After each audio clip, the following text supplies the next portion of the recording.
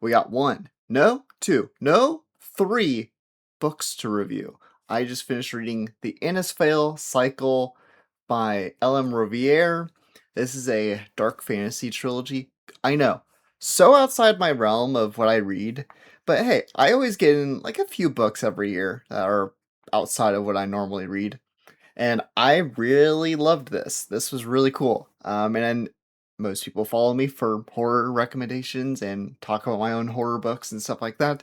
And I think if you're not a fantasy reader, I think this is a good gateway. Even if you're not going to read more fantasy after this, but like it's dark, brutal, satisfying, tackles some things politically that are very relevant today. Yeah, this was just all around awesome, but kind of the overall premise of this is this guy, Ben, a little bit of a on the outskirts of things and whatnot, kind of been cast out for various reasons that you'll see and explore. Things are very complicated, and he sees this woman who needs help, and he kind of reluctantly helps her. It kind of helps him a little bit too, and then later down the road he sees her again in peril, helps her out, and after this he's kind of stuck with her just to get her some help, and things kind of snowball from there as she is being hunted by a couple different parties. Some are from her family who want her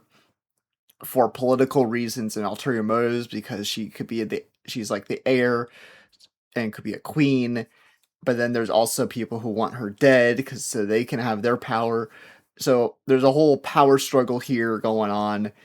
It's I know that the classic thing is just to call something like the popular thing, and I'm gonna do that, whatever. But it's a little Game of Thrones ish. I don't know.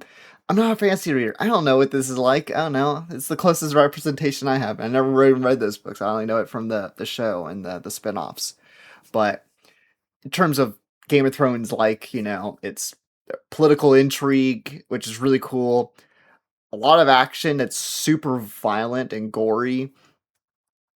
Phenomenal characters. There's so much nuance and layers to these characters. Everyone having their own motivations and their arcs, and it's a lot that she tackles, but it doesn't feel too dense. At times it feels a little dense, but I think it helps because it's so focused on plot and character and doesn't get too much in the weeds of world building while also having like really cool world building and things like that, but it doesn't get bogged down with exposition or lets things slow down too much.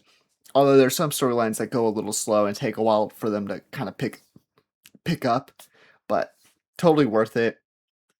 Book one, which also the cover of these all look great. The all like all these books through the cover. There's like a little bit art inside of all the books. There's a map. It just reeks of wow. There's so much love put into this. I think reeks isn't a good word because that doesn't sound that good. But anyways, you understand that there's so much love to this. The first book, the Son of Mill. There's so much action in this one. It's a chunker. It's the biggest one, but all the stuff it sets up has such great payoff by the third book, and there's so much action in that book. And I think what's cool about this trilogy is each book is a little different. Like vibe and pacing is very different. Especially pacing is very different across all the books. The first book, it's just a balance of all this stuff of action, world building, political intrigue, this thing, that thing, and this big adventure that's getting set up and that they go on with various subplots that are also so fascinating and fully fleshed out and have their own arcs and everything. But then the second book, The Southernmost Star, also gorgeous to look at, but this leaned a lot more into the political intrigue aspects of things, and this was a lot slower. There wasn't really that much action in comparison with some a little bit here and there, but there was also like some really surprising stuff in there. Like there's a serial killer subplot in the second book, and it's awesome, and it actually like ties into some of the greater things that are happening in the story. And there's a real reason behind it. So it's not you're not like why are we going through this serial killer thing or whatever. It's awesome.